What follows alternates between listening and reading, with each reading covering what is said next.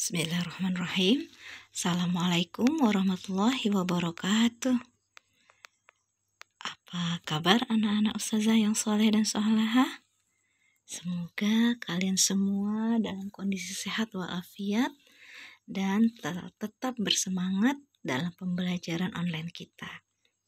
Insyaallah bertemu lagi dengan ustazah di pembelajaran di tema 3, subtema pertama di PB 3 dan 4.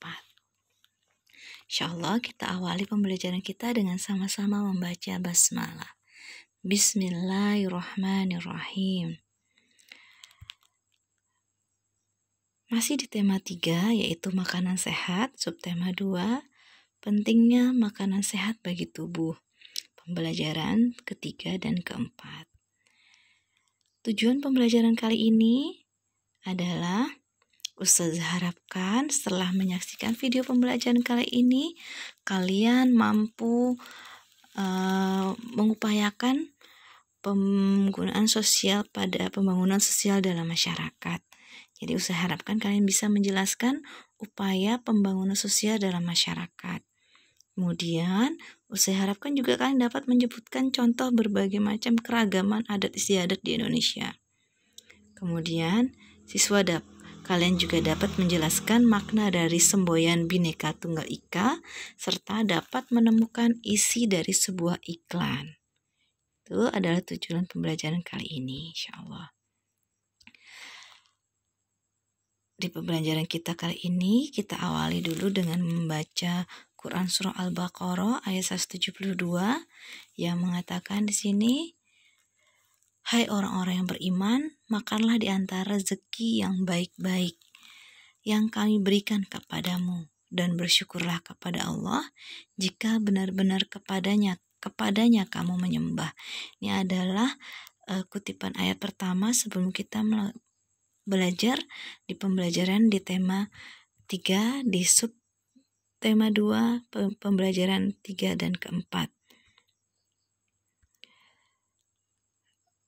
Upaya pembangunan sosial dalam masyarakat.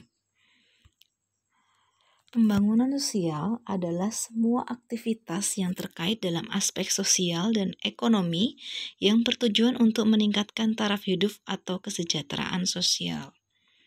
Contoh aktivitas manusia dalam upaya pembangunan manusia adalah penyuluhan kesehatan yang pertama, yang kedua koperasi, yang ketiga adalah kegiatan ekonomi di masyarakat. Aktivitas masyarakat dalam upaya pembangunan sosial budaya. Pembangunan adalah serangkaian proses yang dilakukan manusia untuk memperbaiki taraf kehidupannya. Tujuannya adalah untuk mencapai kemakmuran dan kesejahteraan. Dengan keragaman yang ada di Indonesia menjadi motivasi untuk memperkuat persatuan dan kesatuan. Contohnya di sini adalah keragaman adat istiadat. Adat istiadat adalah perilaku masyarakat yang menjadi ciri khas suatu daerah tertentu. Adat istiadat dibedakan menjadi 2, tertulis, misalkan peraturan atau dokumentasi, sebuah dokumen yang tersimpan. Yang tidak tertulis seperti cerita rakyat, tarian daerah, ataupun upacara adat. Setiap provinsi di Indonesia memiliki adat istiadat yang berbeda, seperti ngaben di Bali, tabiuk di Sumatera Barat, erau di Kutai, dan yang lainnya. Di gambar ini adalah upacara adat erau yang ada di Kabupaten Kutai Kartanegara, yaitu di tempat kita nak ya. Makna semboyan Bhinneka Tunggal Ika. Bhinneka Tunggal Ika yang memiliki arti yang berbeda-beda tetapi tetap satu juga. Semboyan ini tertulis pada lambang Garuda Pancasila. Keragaman budaya yang dimiliki bangsa Indonesia telah lama menjadi identitas bangsa. Manfaat keragaman budaya di masyarakat antara lain menumbuhkan sifat nasionalisme sebagai identitas bangsa di dunia internasional, alat pemersatu bangsa sebagai ikon pariwisata dan memupuk sifat toleransi. Perbedaan bahasa iklan media cetak dan media elektronik. Pada media cetak, bahasanya disampaikan secara tertulis, dapat dibaca kapan saja. Sedangkan pada media elektronik, radio iklan hanya dapat didengar. Pada media televisi, iklan dapat didengar, dilihat, dan dibaca teksnya. Ditampilkan pada waktu singkat. Bahasa yang digunakan adalah bahasa formal dan non-formal.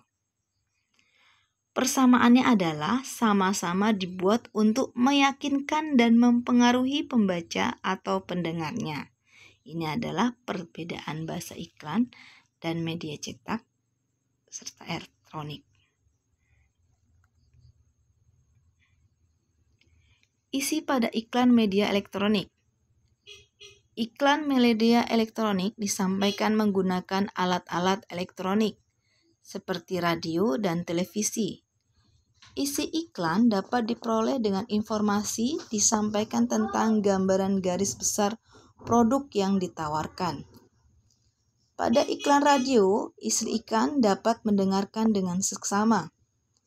Pada iklan televisi, iklan dapat diperoleh dengan melihat, mendengar, dan membaca teks yang disajikan dengan seksama.